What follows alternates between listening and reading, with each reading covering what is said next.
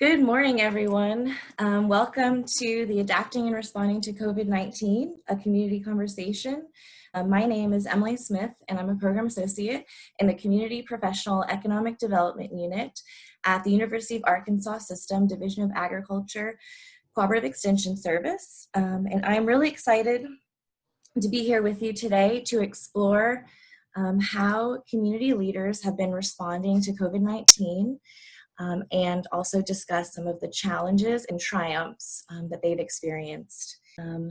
Before we get started, I wanted to just kind of thank the team that has helped make this possible.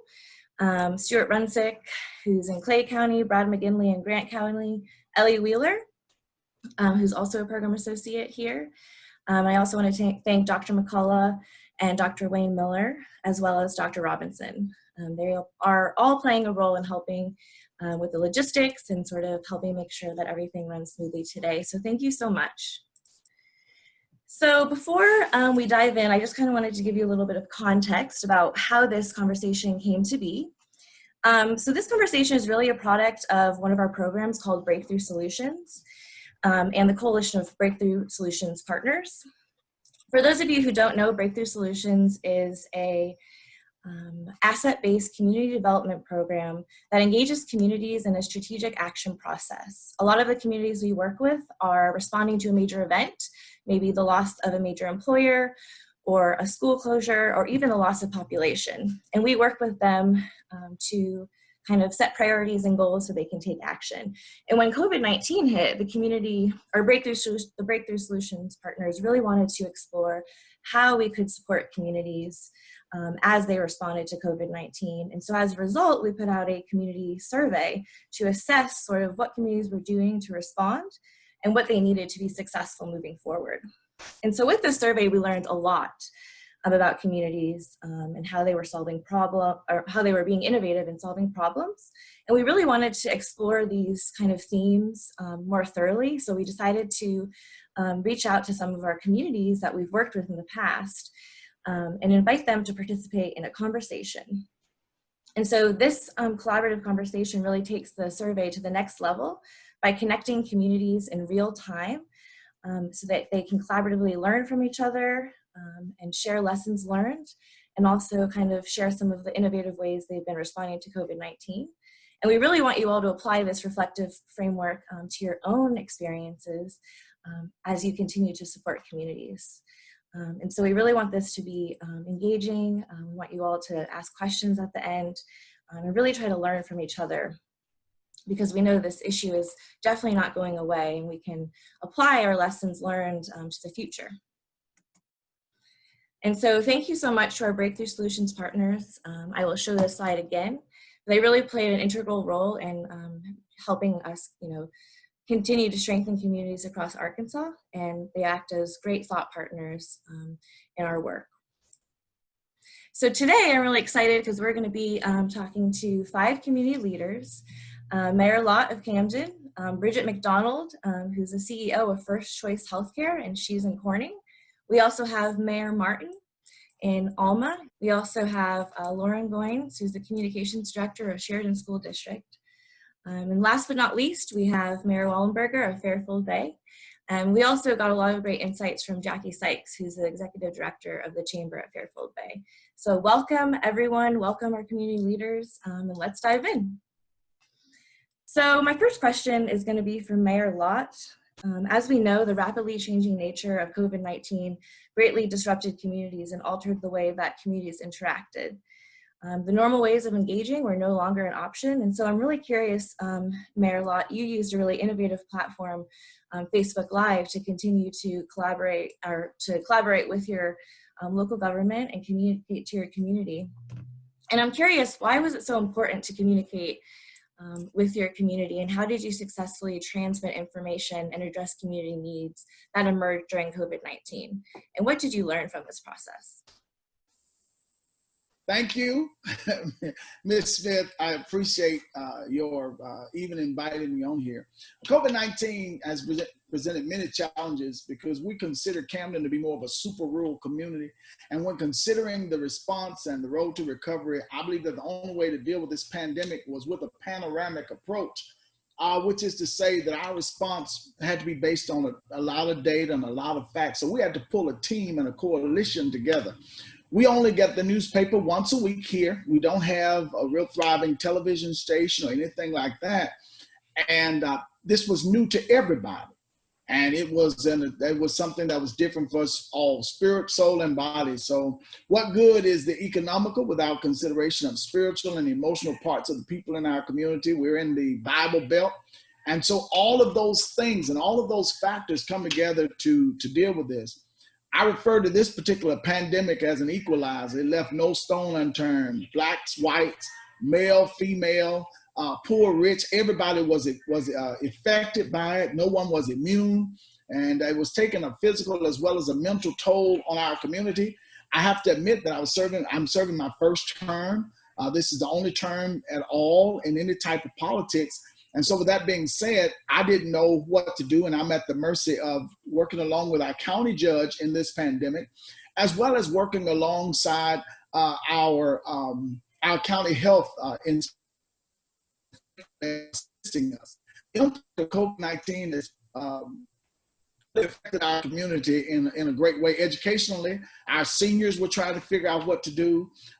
We were running around like chickens with a head cut off. The churches were trying to figure out what they were going to do, and some of them were still trying to have worship. Some of them didn't know what to do, and some of us argued back and forth about what role should government play, and even giving advisement to the church, and some of that's still going on. And so COVID-19 is still an epidemic, but I think the real issue that we've dealt with down here, especially when you talk about our communication, Facebook Live, has been the infodemic. And that's what we've been trying to guard against is there's so much information that sometimes you don't know what to trust or what to believe. And so our office came together, and in the first couple of weeks, we did a team of people. When we found out that the mayor and that all of us were getting our information from different places, there was no way we could pull this off without working together.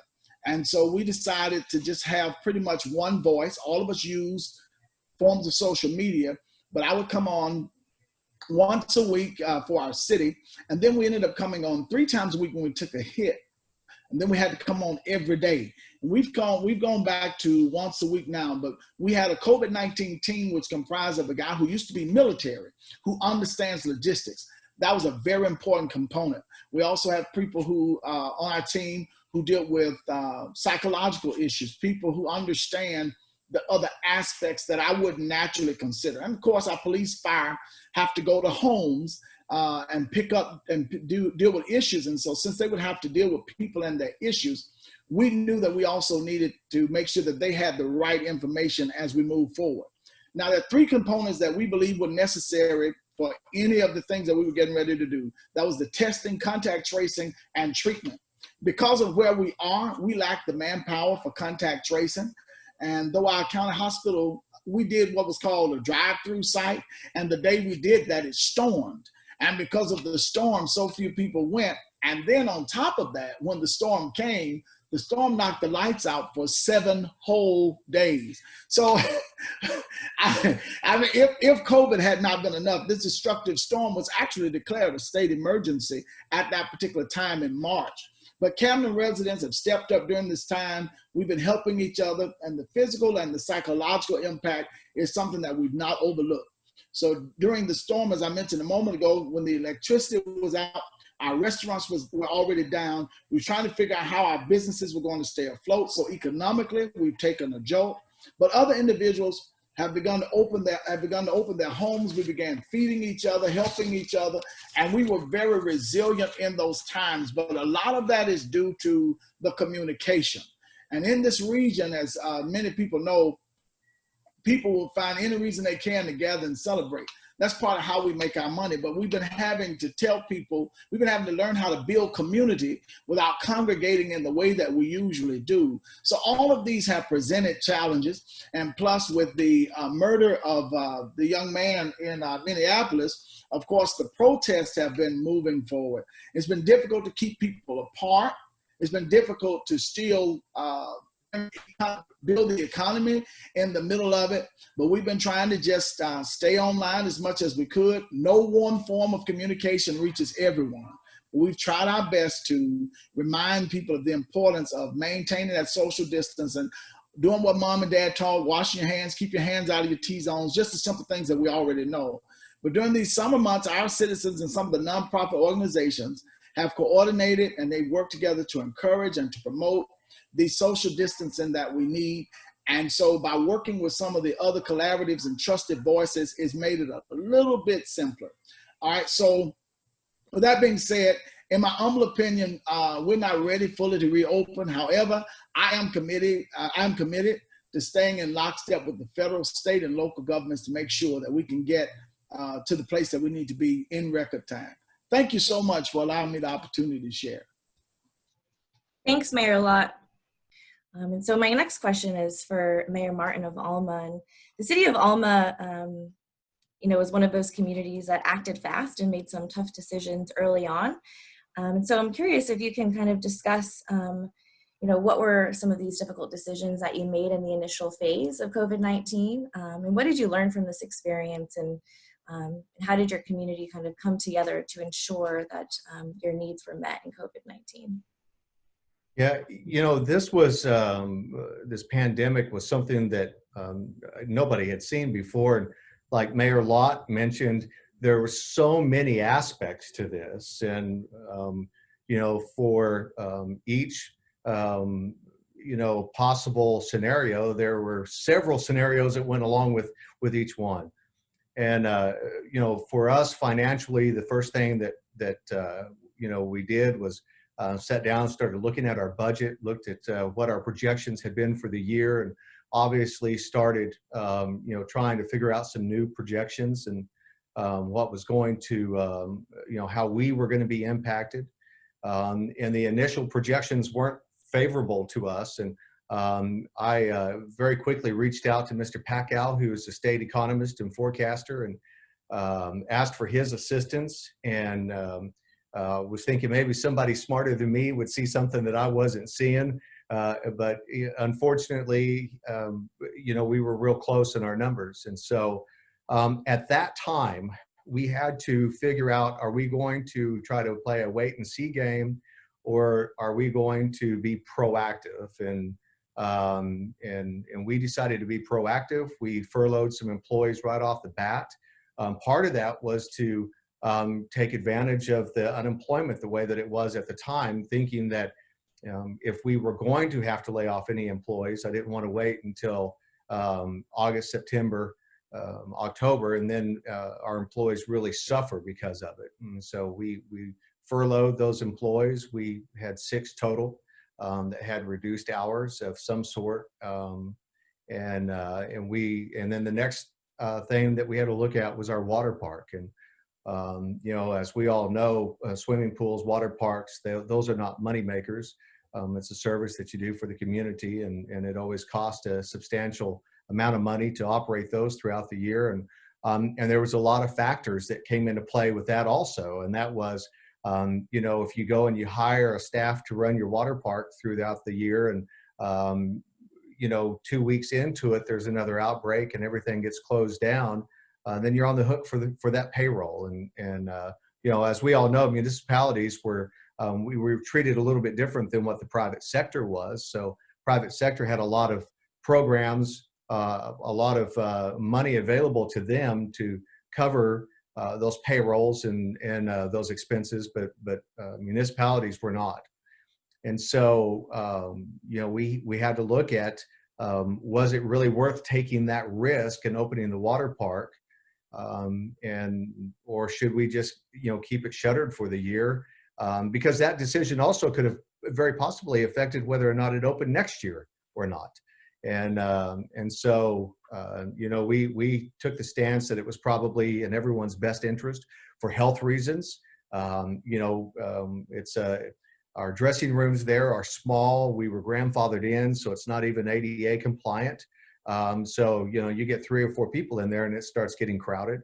You know, it's, you know, the old cinder block style walls in there. So we have a hard time keeping mold out of there sometimes. And, you know, here we are trying to fight something like COVID-19. So we just thought for financial reasons and health reasons that it was best to keep that water park closed. And, you know, one of the things that I caught us doing was we almost tried to get into a mode of survival. You know, I sat back and I looked at that for a little bit and realized that was probably the wrong stance to take. Even though we were very proactive on some things, there were other issues that we were actually just trying to hang in there and you know, get through this. And, you know, it dawned on me that we need to be proactive on everything. When it comes to economic development, it's the work that we're doing now that's going to help us, you know, carry through at the end of this. And it's really difficult to do anything right now. Especially in the light of a lot of businesses closing and small businesses, you know, we're seeing it every day. Either they're closing or they're filing for bankruptcy. But we have to continue to be proactive even in that area. We have to try to think of ways that we can recruit, we can assist, we can make sure that our businesses that are here have all of the information that's out there and available to them. If somebody needs assistance, you know, filing for grants, you know, we're here to help. And it's just, you know, again, this is just such a unique situation that we're in. I mean, it's unlike anything that anybody around here has ever been a part of or seen. So, you know, we'll see what the rest of the year holds.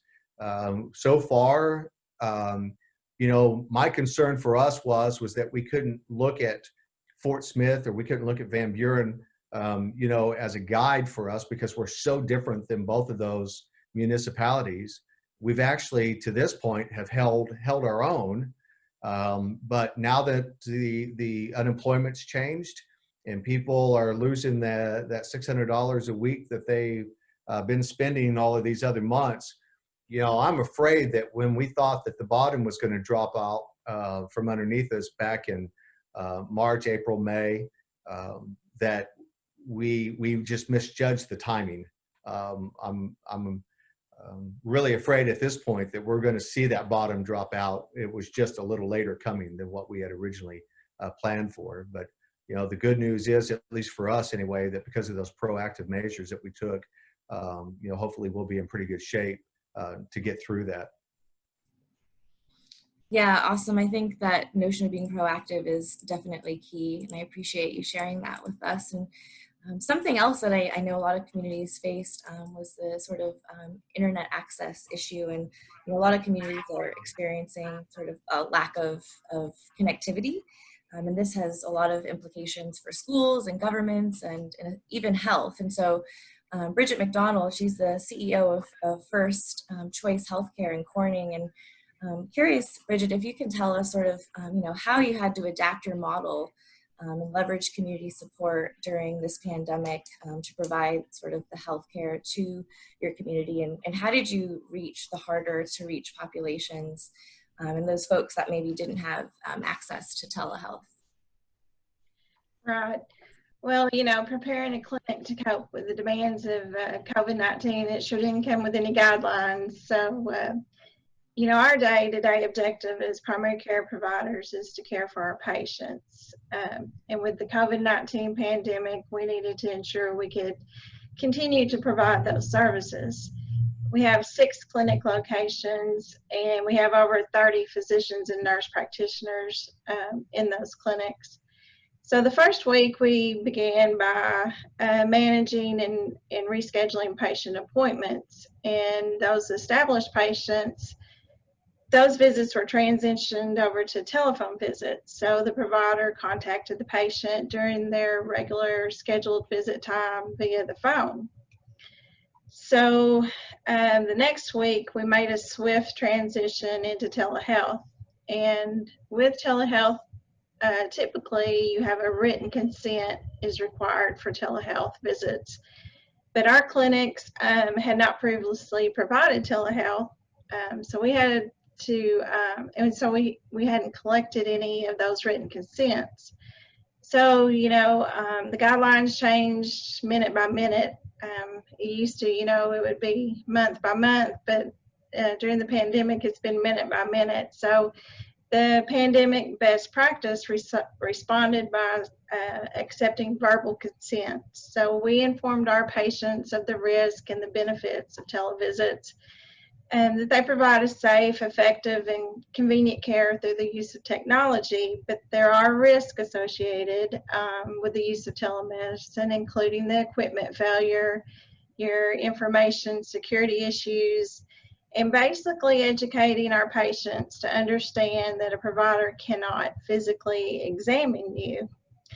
And so in the beginning, patients were resistant to the video visits, but we would tell them, we're going to send you this link, and if the patient wasn't able to connect within a few minutes of sending the text link or the email link, then our front office and nursing staff would assure the patient that the provider was going to follow up with a phone call to perform the visit. So we began telehealth with the Zoom platform, and that we knew there were going to be limited access to high-speed internet, and Wi-Fi interference would be a barrier to telehealth, and it was. It affected our ability of patients to participate in the video consultations. We also encountered problems with patients didn't have access to smartphones. So we actually were already utilizing Zoom for our weekly meetings with staff at all of our clinic sites, and these meetings allowed us to share what was working and what wasn't working at the individual clinics. It also ensured our staff were updated and well informed.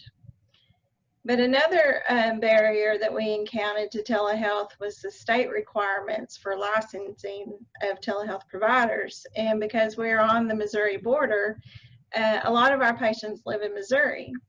Well, that required a provider with a Missouri license to perform telehealth care. And fortunately, we had a few of our providers that did have a Missouri license that could see those patients via telehealth.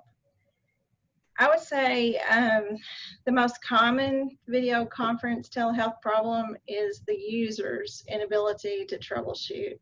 Most problems were related with their device, their network Wi-Fi, or their internet connection, and trying to assist patients to fix those actual hardware or software problems with their camera, their microphone, or the device permissions and network Wi-Fi. That was a huge strain on our providers, and because ultimately it was the physicians or nurse practitioners trying to walk them through those steps. So we went to work in search of a more user-friendly platform for our patients. We implemented UpDocs. So this was easier for patients, but it still required our providers to utilize UpDocs and then also document in our electronic medical record. So we ended up purchasing iPads for all of our providers to assist with telehealth on the iPad while utilizing our electronic health record on their tablet or laptop. And with some patients, problems still continued in trying to video conference with telehealth. It resorted to patients beginning the visit with a telehealth visit, and then it would freeze up or disconnect, and so then the providers would have to finish up with a visit via telephone. We also waived all of our co-pays and deductibles for patients until the end of June, and that was including our behavioral health care as well to promote telehealth services. We sent emails and text messages to all of our patients, keeping them updated on ways to access a visit. And we utilized Facebook to communicate to our area communities. But one of the obvious outcomes of the COVID-19 pandemic is that telemedicine, telehealth is no longer a wave of the future. It's here to stay. So we ended up purchasing, it's called a Helo telehealth platform, and that integrates straight into our electronic health record. And so we trained our staff, and we also utilized some of our staff to assist patients in establishing an email address so they could be web enabled. And for those with smartphones, they were able to download the Helo app.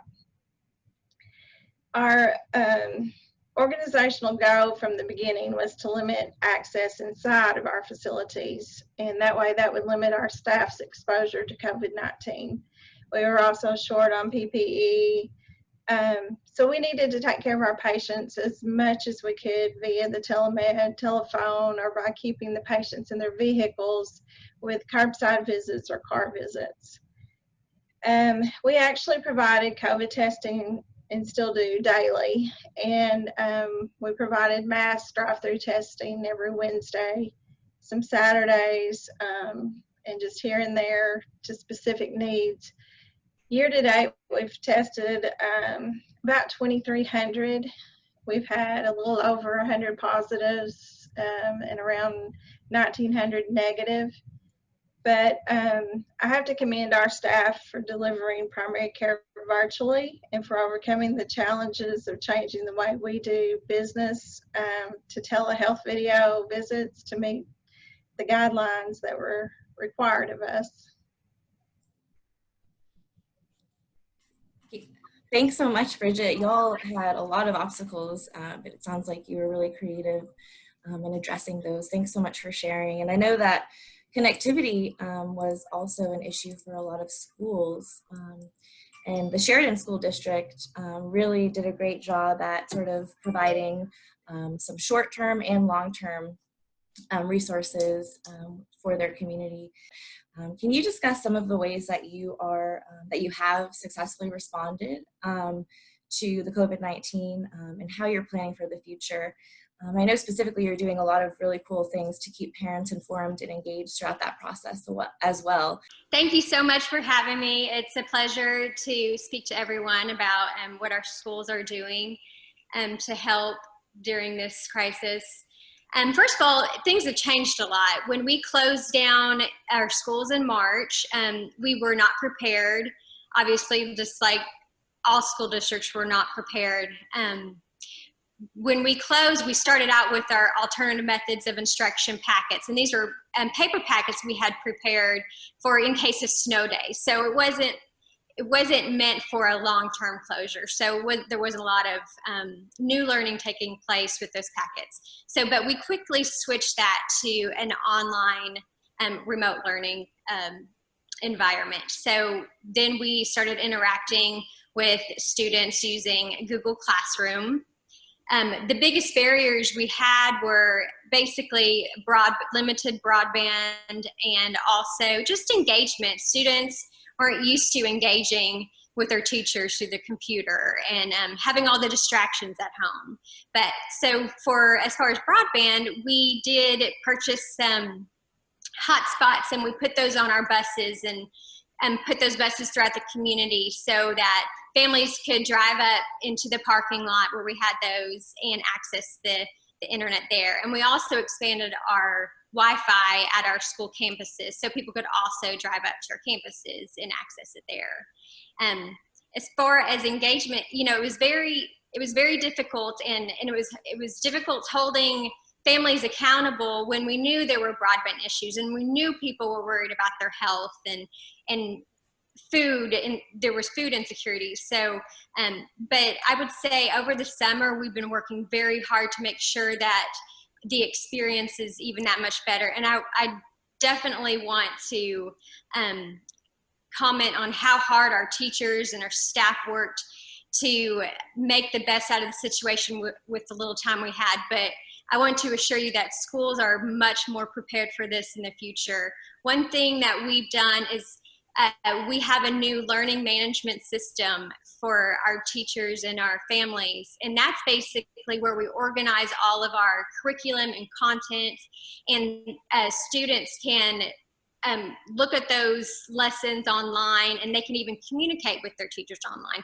Parents are able to see we'll be able to see the progress that the students have made as well. So it's really going to help families. It's a lot more streamlined. Let's see. Also, during the pandemic in March, I just want to also comment that we still fed our children who needed food. We had grab and go meals, and then we also partnered with churches in our community and delivered meals to those who could not come to our school to get meals. We communicated. Fortunately, communication wasn't as big of an issue as maybe our mayors are talking about, because we already have a method to send direct text messages to our families, and I can track how many people are opening our links and reading that information. But we've also engaged with them using surveys, asking them, do you have a device at home? We in March we sent home devices to families who didn't have a device to do their work, just asking them how it was going, how things were going. So this summer, we have also developed a task force where we have people in the business community, medical professionals, parents, even students, to talk about what the upcoming school year should look like. And also, as we make decisions about our plan for reopening schools, we put those answers on a frequently asked questions document where parents can access. And there's also, we have a link where parents can ask questions for task force. So we're responding frequently to those questions as we come up with these decisions, because as with everybody, everything's new territory, and we're really making quick decisions and being very flexible on how teaching and learning is going to look like in the future. Thanks so much, Lauren. I'm curious, have you all decided what that will actually look like? Or are you still kind of trying to assess the situation, and is it, kind of some in person, some not? So we have given families two options. They can choose to go 100% virtual, or they can do on-site, which we're calling blended, because even with our on-site option, we're incorporating that Canvas learning management system and the technology in our classrooms, so that if students have to quarantine or we have to close, they can easily just keep going when they're at home as well. And so, and maybe it's just one student in the classroom that has to be at home. They can still stay engaged with the schoolwork because we have everything in that Canvas learning management system just easily accessible to them. Cool. Sounds like Sheridan's really working with all the different sectors of the community to plan for the future. So thank you so much. My last question, before you all get to ask questions, is for Fairfield Bay. And we all know Fairfield Bay as a really successful resort town. And a lot of the success is rooted in Fairfield Bay's kind of ability to always be on the cutting edge of change. They've dedicated a lot of time to, always thinking about the future and trying to solve problems that might emerge. And so I'm curious, Mayor Wallenberger, if you can kind of talk about how this sort of infrastructure of being proactive helped you all address some of the challenges with COVID-19, and what were some of those innovative strategies that you employed to really help preserve your tourism industry? Well, like the other mayors, we expected the COVID experience to really kill us in sales tax. So we did have to shut down our conference center because obviously no one's going to come to a conference. And we did reduce our police staff by one. We expected our sales tax receipts to be way down. Surprisingly, they are up 9.5%. For a city whose only industry is tourism, that was amazing. So I think some of the long-term key strategies and tactics that have worked for us is that we made the decision back in 2011 we were going to aggressively promote and invite people to come to Fairfield Bay. And right now, we have so many safe outdoor activities. We just have the right mix of things. I believe, and we have not stopped marketing. And we went on the radio. I went on the radio. We do a lot of TV. We really have stepped up our game as this is a place that you can come and be safe with family-oriented activities. So one of the key strategies, we had an Imagine Fairfield Bay 2035 team that we formed maybe 8 years ago. And one of the things we had in Fairfield Bay was 110 miles of roads that were never developed. They were gravel roads that have done us no good at all for 50 years. So we pushed for legislation out of that team to allow ATV trails. And so now that's 90 miles of ATV trails. We market the heck out of it. Didn't cost us a thing because ATV trails were already there. And we are packed every weekend. And the other good thing that does for us is it stretches our season. We have a lot of summer activities, but ATVers don't mind how cold it is. So they got the clothes, they got the right stuff to do. So we have been packed every single weekend throughout this COVID thing because this is a place people could come to enjoy the outdoors. And the ATV trails are unique to our city. We think we beat the rest of the state to the punch on the ATV trails. Out of our idea incubator, so we had a Imagine Fairfield Bay 2035 team, which looked on long-term strategies and tactics. And then we had an idea incubator team where citizens could turn in ideas of things that were relatively short and easy to implement. So out of our idea incubator team came other outdoor activities, disc golf, foot golf, mountain biking, hiking trails, all things that were inexpensive to do, pickleball.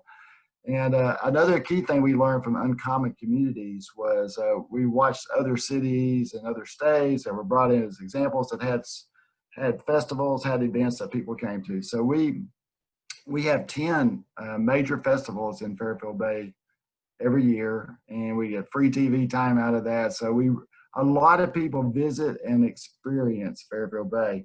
And so that key strategy of investing in marketing, inviting people, and having lots of things for people to do when they come is a really great growth. And I love the growth because it's family oriented outdoor activities, and after dark, not a lot of good stuff goes on and we're not doing it. So I think our competitive advantage there, we're not depending on the malls, and we're not depending on movie theaters to be successful. We were depending on outdoor activities, and summer vacation got stretched this year. It started in March, and it goes all the way to the end of the year. So that's been great. Out of the 2035 team also came a effort to aggressively push to improve our broadband, and we've been doing that for maybe 8 years. And so we've got about 75% of our town now covered with 100 megabyte service, which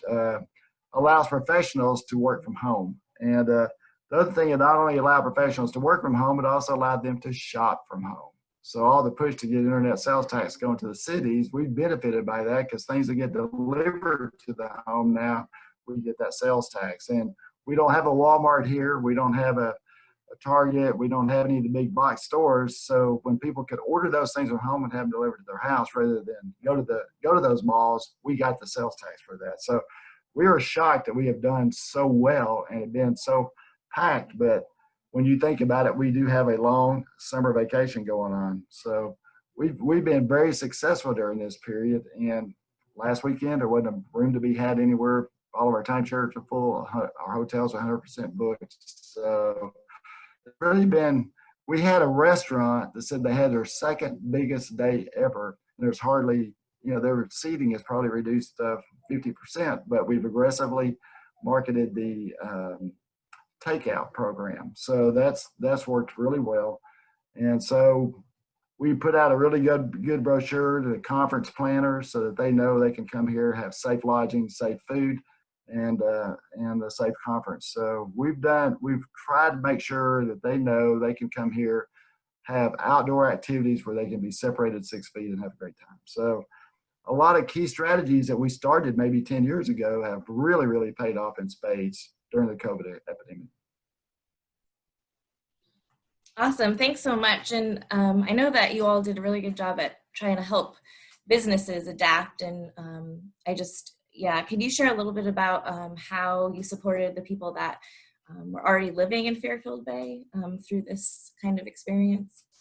Yes, we have actually came up with a program. This is before the governor mandated it, but to make visitors feel safe coming to Fairfield Bay, we came up with a Fairfield Bay Safe program where we had businesses that put the "you must wear a mask in here" sign up, and visitors would know if they went in that business, it would be a safe place for them to shop because everybody would be wearing a mask and the business owner would require it. And of course now it's not it's mandated everywhere, but we beat the curve on that one. And I think it makes people feel good to know we're taking it seriously. Our businesses are taking it seriously, and you can come to Fairfield Bay and have a safe time.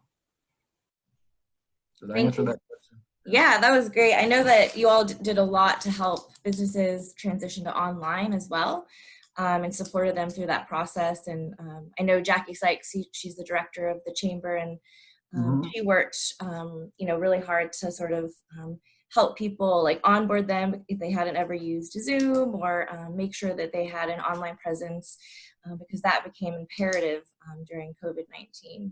And so definitely we commend you all for all your hard work. And I just want to thank all of the speakers today for sharing their insights and what they learned throughout this process and how they responded with really adaptive and creative solutions. We do have some questions that I'm excited about. I'm going to ask Ellie she's been monitoring all of your questions. Ellie, what are some of our questions? So another question that we have is, it could be really for any of our panelists. What are some new strategies that emerged due to COVID-19 that you plan to continue to implement when the pandemic subsides? So I think maybe Lauren could be someone that might speak to this, because I mean, it's possible snow days are forever changed because of the infrastructure that you guys have already built up. But does anyone have any other examples of how these strategies could be used going forward in other issues? If I may, with the Zoom abilities that we had to do a new law to be able to do our city council. We had to write a new ordinance in order for our city council to meet that way. But now that we have that as an option, it's believed that this or something else will probably come back around. And if it does, that's something that we plan to keep. We're coming up now with some ideas to try to do, not necessarily festivals, but other ways of maintaining social distance. And so during flu season, some of those things are going to be keepers when that happens. Updates is something that we also plan to continue to do through social media. So those are some things I think we're going to keep. Great. Does anyone else have any comments on some strategies that they think will continue to be useful? Yeah, I'll jump in and same thing that Mayor Lott just mentioned is, we quickly realized how important virtual meetings were going to be moving forward in a lot of different aspects, not just because we couldn't all get to the office or we couldn't have a meeting, but now then, if we were ever into a situation where there was an emergency and we had to very quickly get the city council and everybody together, then we have the platform to be able to do that now. And then there were some other things for us anyway that we were kind of behind the times on citizens being able to go online and fill out applications and be able to submit forms and things of that nature online. And we had talked about trying to bring all that up, but with COVID-19 now, that was all vitally important because we were having to shut down our city offices and restrict access. So we very quickly again had to get to work to be able to provide a platform for service for our citizens. And so we, we'll obviously keep those going as we move forward. And not only did that help us get through this COVID-19, we're not through it yet, right? But we plan on making sure that all of those stay intact as we move forward. So it was kind of a kick in the rear for us to get that in place. Great, yeah.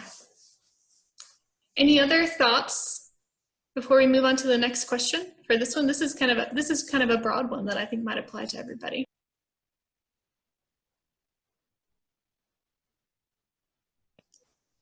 Okay. Another question we had was, again, for any of our speakers, have you planned how to adapt if there is another lockdown this fall? And if so, how? Well, I'll speak for Fairfield Bay. We're going to continue on with the strategies that we have that are working. So I know we want to stretch our season and add some more things that can be done outdoors from the October to March time frame, maybe a synthetic ice skating rink like Batesville has. And we're going to have the wet dry boat in November for our county. So we will go off and as fast as we can figure out how to do a entertainment district, which will open up a whole new set of opportunities for us. Again, we have a disc golf here, and we've been finding ways of going through the Arkansas Department of Health to get some of our events approved. And so instead of 5 or 6 people, you may have to go to 4. All of these are things that can help us not only for this pandemic, but flu season and other seasons where this is possible. So it's taught us again to be creative and innovative in the way we're dealing with things. And instead of saying what can happen, it forces you to stop for a few minutes and figure out how to make it happen so that your economy can keep moving. Because at the end of the day, we still have to offer these services to people, and we can't do it without money. So it forces you to not say no. You can't just say no. You have to figure out how. Great. A lot of creativity, sounds like. Another question, and this one's specifically for Fairfield Bay. What has the community response been to your mask mandate? And how have you successfully enforced it when customers did not agree with the requirement? Many smaller communities are struggling with the right response. So yeah, that's a tough one.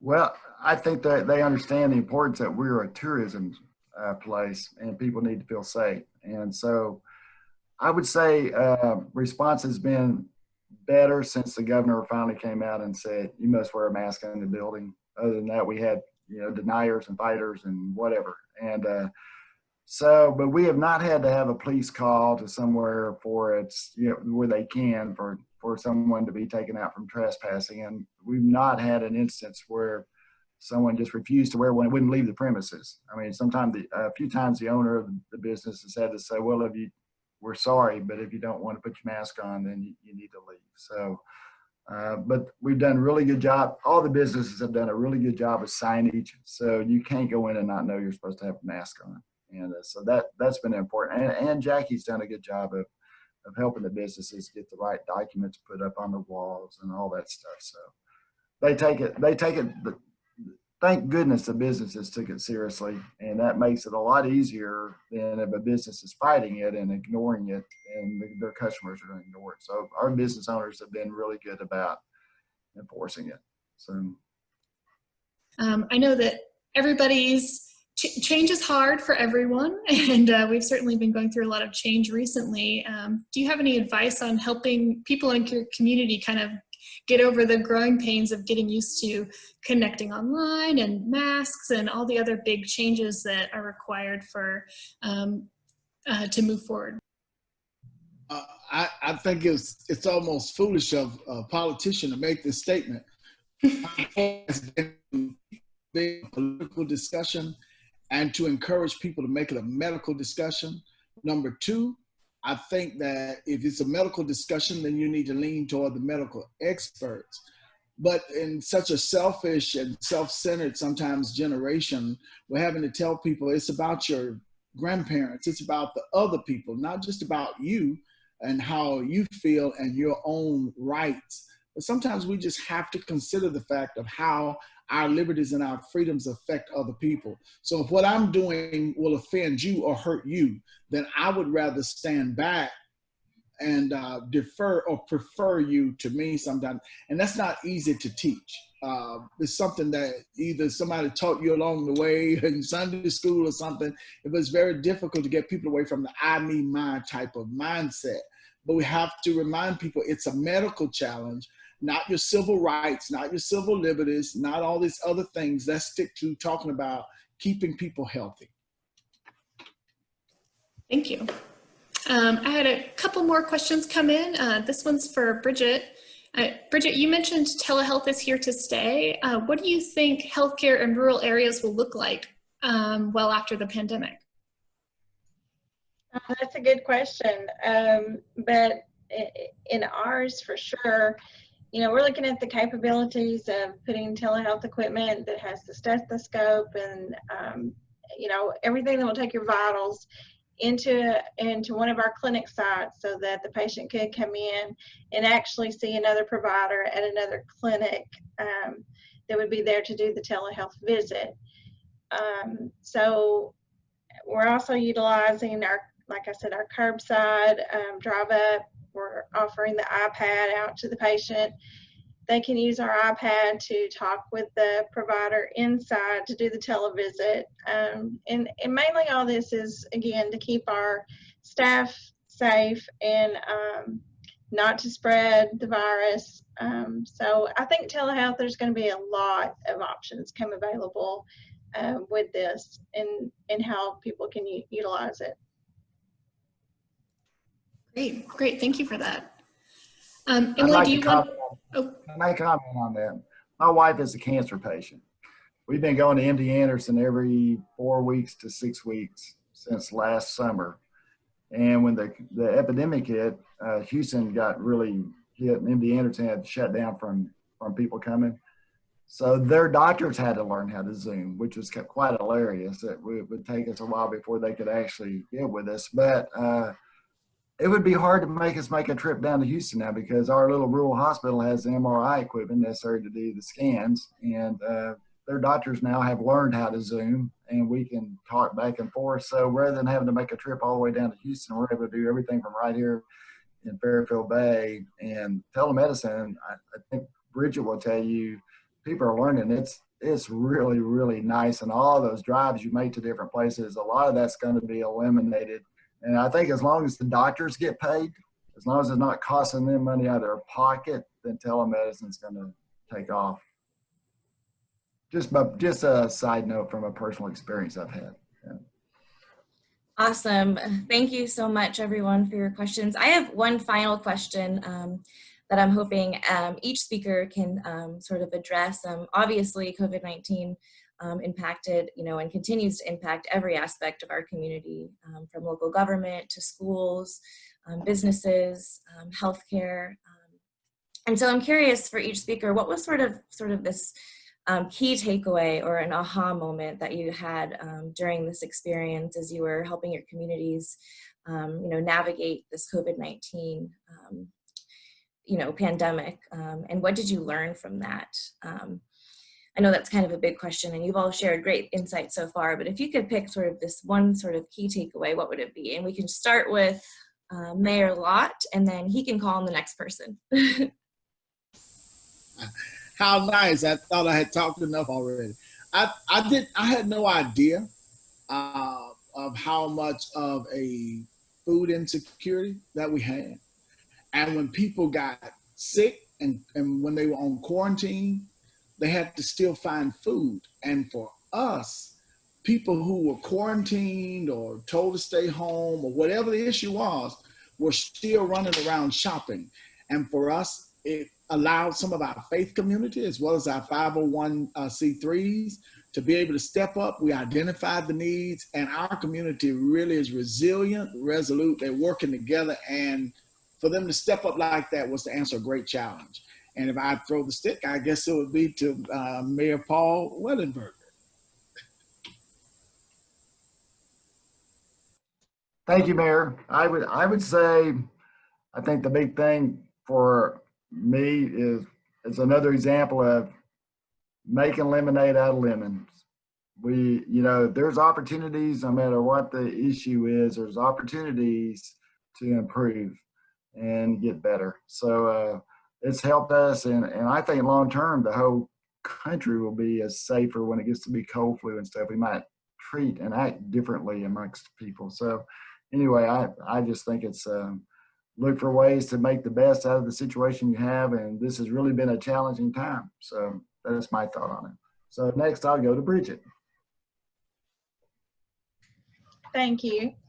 I guess my aha moment was that people just didn't adhere to the quarantine or the isolation once they either were symptomatic, asymptomatic, tested positive. And I don't know that they didn't want to adhere or so much as they just didn't understand the importance of the isolation or quarantine and what it meant. And I think getting out there, I'm also on our chamber board president, and talking to those community leaders and letting them know what quarantine means, what isolation means, and getting that out in the community to help us educate our community and the importance of it. So I'm going to throw it to Lauren.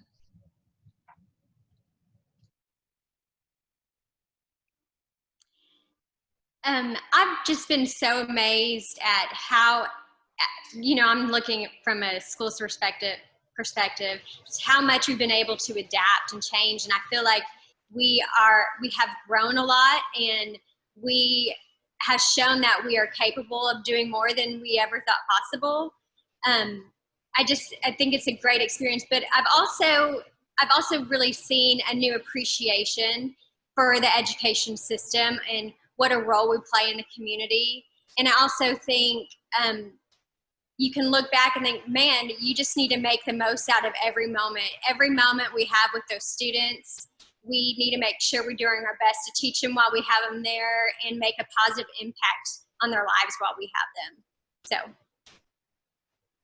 So, who's left? I believe it's Mayor Martin. I think my aha moment, of course, we were all in the same boat. It didn't make any difference if you were in the health side, education, mayors. We were all presented with situations where, if it takes 5 days to build a bridge, we had to figure out how to get it built in 2.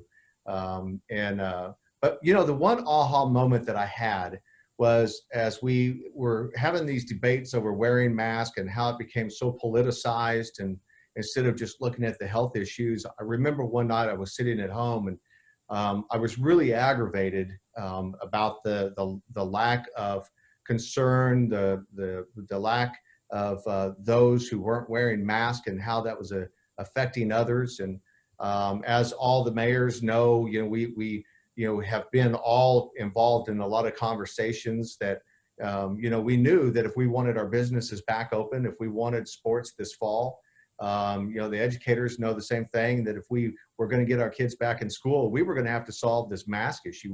We just needed people wearing a mask.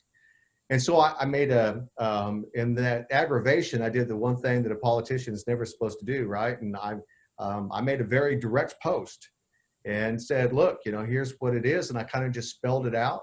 I'm not going to argue. We're not going to talk politics. We're not going to talk conspiracy theories. Here's the truth. And the response to that really was very favorable. The next thing we know, we started seeing more and more citizens actually wearing a mask, even before the governor came out with his mandate. And so, again, I just thought that it showed, how our community can respond when you're just upfront and honest with them and direct. And there's still hope for humanity.